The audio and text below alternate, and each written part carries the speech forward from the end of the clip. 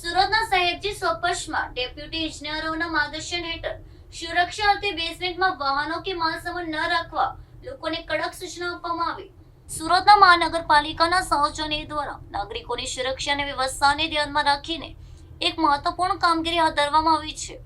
સહયોજન એના ડેપ્યુટી ઇજનેર મયુર પટેલ અને નીરવ પટેલના સીધા માર્ગદર્શન હેઠળ સ્થાનિક લોકોને ખાસ અપીલ કરવામાં આવી છે.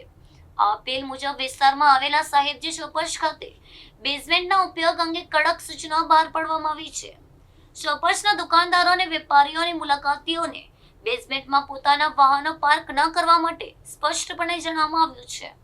આ ઉપરાંત બેઝમેન્ટમાં કોઈ પણ પ્રકારનો અન્ય માલ કે સામાન કે ચીજ વસ્તુઓનો સંગ્રહ ન કરવાની પણ ખાસ તાકીદ કરાઈ છે.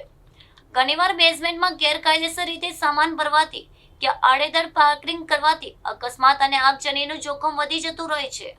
ચોમાસાની ઋતુમાં પાણી ભરાવા જેવી આકસ્મિક પરિસ્થિતિમાં પણ બેઝમેન્ટમાં રાખેલો સામાન મોટી મુશ્કેલી સર્જી શકે છે. આથી નાગરિકોના જાનમાલના રક્ષણ માટે અને શોપિંગ કોમ્પ્લેક્સમાં સલામતી જાળવી રાખવા અધિકારીઓ દ્વારા કડક પગલાં લેવાયા છે. લોકોએ આ સૂચનાનું ચુસ્તપણે પાલન કરે તે માટે સંબંધિત વિભાગ દ્વારા સતત ચેકિંગ પણ કરવામાં આવી રહ્યું છે.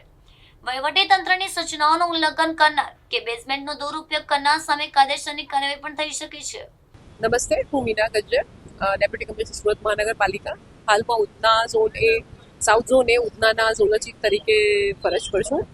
છેલ્લા 2 દિવસથી આપણે જોઈ રહ્યા છે કે સુરત શહેર તથા સુરતના ઉપરવાસમાં સતત વરસાદ થઈ રહ્યો છે, જેને કારણે ખાડીના જે સ્તર છે તે ડેન્જર લેવલથી ઉપરના લેવલ પર સતત વહી રહ્યા છે અને એ લેવલ પર સ્ટેગ્નન્ટ છે, જેને કારણે ખાડીને લાગુ જે નીચાણવાળા વિસ્તારોમાં જે લોકો વસે છે તેને સુરત મહાનગરપાલિકા દ્વારા કલેક્ટર કચેરી, સુરત મ્યુનિસિપલ કોર્પોરેશનના માનનીય કમિશનરશ્રીના માર્ગદર્શન અને પોલીસ વિભાગના સંકલન સાથે આગોતરી જાણ કરી અને સઘન પ્રયાસોથી તેમને ત્યાંથી શિફ્ટ કરવામાં આવેલા છે અને લગભગ આ જે ભેદવાડ ખાડીના નીચાણવાળા વિસ્તારમાંથી 400 જેટલા લોકોને શાળામાં રાખી તેઓની તમામ ખાવા પીવાની વ્યવસ્થા, મેડિકલની વ્યવસ્થાની તમામ પ્રકારની તકેદારી રાખવામાં આવેલ અને તેઓ સલામત રીતે પોતાના તે વિસ્તારની સફાઈ પણ ખૂબ જ વ્યવસ્થિત રીતે આજે પાણી ઉતર્યા બાદ કરવામાં આવેલી છે અને તેઓ પોતાના ઘરે વ્યવસ્થિત રીતે જાય એ રીતની તકેદારી રાખેલી છે.